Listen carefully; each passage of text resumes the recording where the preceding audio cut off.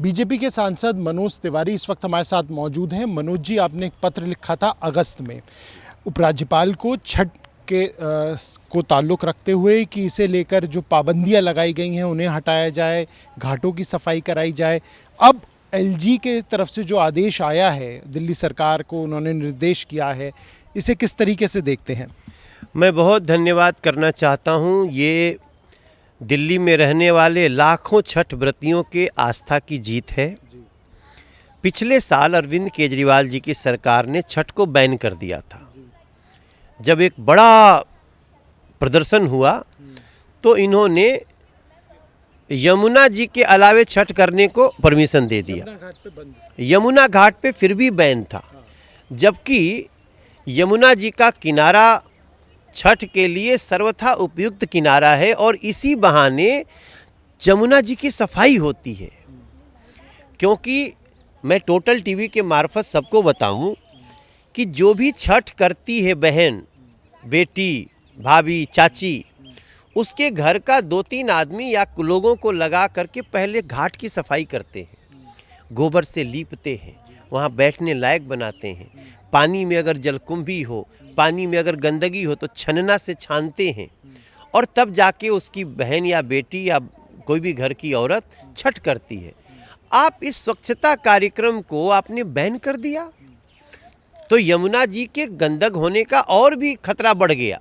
और ऐसे साल भर तो आप देख ही रहे हैं यमुना जी के प्रति कोई जिम्मेदारी नहीं निभाई जा रही है। अब ज़्यादा दिन तो बचे नहीं हैं महापर्व के लिए, क्या पूरी तैयारियां सरकार कर पाएगी और जो व्रती हैं उनके लिए प्रबंध हो पाएगा? सरकार करे न करे, छठ व्रती तो करेंगे ही।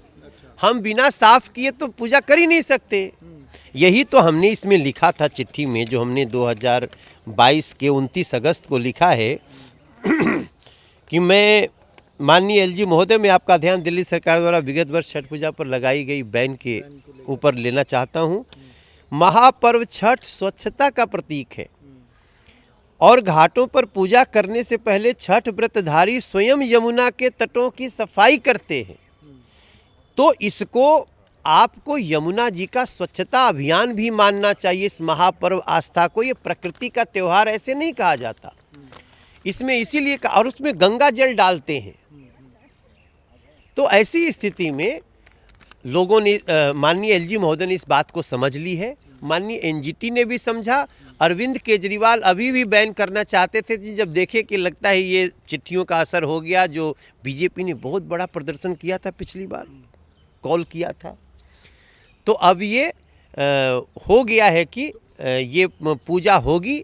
अब ये अरविंद केजरीवाल का जो एक तुगलकी आता है ना, बिना कुछ स्टडी किए हुए, जब देखे कि हो ही रहा है तो दिल्ली के हर घाट पे, जो घाट साफ करोगे वहीं तो हो पाएगा। वो जहाँ पे आप देख कालिंदी कुंज वाला जो जगह है, अब वहाँ भी छठ करने लोग जाएंगे, मगर आप सोचिए कि आप साफ नहीं करोगे गाज को तो कैसे लोग अंदर जाएंगे। आस्था का एक और विषय जो आज सामने आया है वो इस बात का है कि मुख्यमंत्री ने मांग की है, और ना सिर्फ मुख्यमंत्री बल्कि लगातार आम आदमी पार्टी की प्रेस कॉन्फ्रेंस चल रही है और ये मांग कर रहे हैं कि भारतीय नोटों पर माँ लक्ष्मी और भगवान गणेश का भी चित्र अंकित होना चाहिए। आप इसे किस तरीके से देखते हैं? उनका कहना है बीजेपी इसका विरोध कर रही है। बिल्कुल विरोध नहीं कर रही है बीजेपी, बीजेपी तो उसका स्वागत कर रही है। हम क्यों विरोध करेंगे? हम तो सत्य सनातन संस्कृति को आदर देने वाली हर कदम का स्वागत करते हैं। इसकी लीगैलिटी पे बाद में बात होगी, लेकिन सत्य सनातन संस्कृति का अरविंद केजरीवाल आदर करते हैं क्या? उनके मंत्री तो हमारे हिंदू देवी देवताओं को नहीं मानने के लिए चिल्ला रहे थे, गालियां दे रहे हैं। हटा तो दिया मंत्री, पार्टी से कहाँ निकाला गया है? गौतम आज भी पार्टी में है, आम आदमी पार्टी में है, और गुजरात का प्रदेश अध्यक्ष। वो तो देवी देवताओं को छोड़िए, वो देवी देवताओं की कथा सुनने जाने वाले महिलाओं को भी गाली देते हैं। उनको निकाला है क्या? Suspend first. तो आपका क्या कहना है, फिर उन्होंने ये मांग क्यों करी है? चुनावी स्टंट। इतना देवी देवता लोगों को गाली दे या दिलवा चुके हो, तो जब आप जाएंगे चुनाव में तो लोग पूछेंगे ना। तो एक अपना चेहरा छुपाने वाला गालीबाज चेहरा, हिंदू संस्कृति को अपमानित करने वाला चेहरा, ताकि लोगों को याद न पड़े कि जब भगवान राम का मंदिर बन रहा था तो यही अरविंद केजरीवाल ने बोला था, हमारी नानी कहती हैं कि हम मस्जिद जहाँ टूटेगा वहाँ तो हम पूजा भी नहीं कर सकते। भगवान राम के प्रति आपका आदर का ये भाव छुपा थोड़ी है अरविंद केजरीवाल जी। आपके मनीष सिसोदिया ने क्या कहा था, राम मंदिर के प्रति जो इनकी भावना है, और नरेंद्र मोदी जी की सरकार, केंद्र सरकार, करतारपुर साहिब जी से ले करके और फिर केदारनाथ जी से लेके बद्रीनाथ, काशी विश्वनाथ, सोमनाथ और अब महाकाल उज्जैन।